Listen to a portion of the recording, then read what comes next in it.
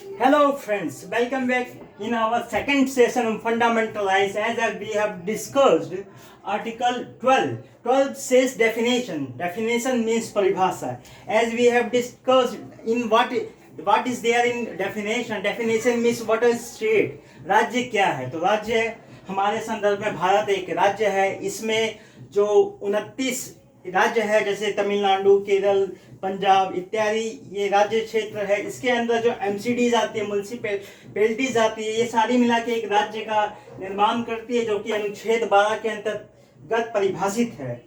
और 13 बताता है अल्पीकरण की विधियां, अर्थात जो 1950 से पहले जितनी भी विधियां थी वो सारी विधियां या कानून जब 1950 के बाद हमारा संविधान लागू हो गया तो जो फंडामेंटल के खाके से जो मैच नहीं खाती थी उसके तहत वो सारी डिमोलिश हो गई.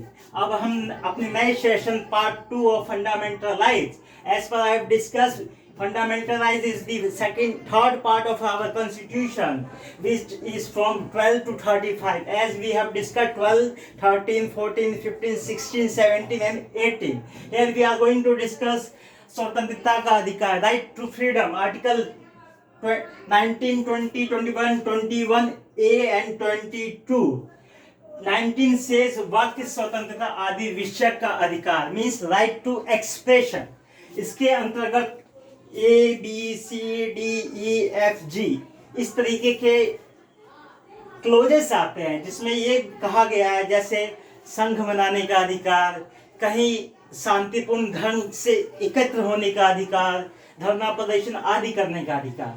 आर्टिकल 20 अनुच्छेद 20 कहता है कि अपराधों के लिए दोष सिद्धि के संबंध में संरक्षण, अर्थात कोई भी व्यक्ति खुद अपने अपराध में अपने विरोध में गवाही नहीं दे सकता. और ऐसे ही आर्टिकल 21 प्राण और दैहिक स्वतंत्रता का संरक्षण, इसके अंतर्गत ये कहा गया है कि किसी भी व्यक्ति को विधि के अलावा किसी और दूसरे ढंग से उसकी प्राण और दैहिक स्वतंत्रता से उन्मुक्त नहीं किया जा सकता. और आर्टिकल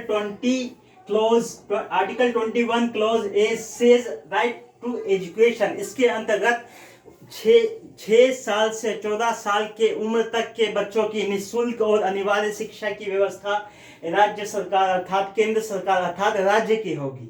और आर्टिकल 22 से कुछ दशाओं में गिरफ्तारी और विरोध से संरक्षण, अर्थात कोई भी गिरफ्तार किए गए व्यक्ति को प्रशासनिक अधिकारी या पुलिस अधिकारी के द्वारा यह बताया जाना आवश्यक है कि उसको क्यों गिरफ्तार किया गया है और उसके अपने वकील से सलाह लेने के अधिकार है. और अपने निकटतम मजिस्ट्रेट के तहत उसके दूरी के बीच के समय को निकालकर आने वाले 24 घंटे के समक्ष में मजिस्ट्रेट के सामने पेश किया जाना आवश्यक है. So this is the end of our second session of fundamental rights. We will be back in our third session. Thank you. Good day.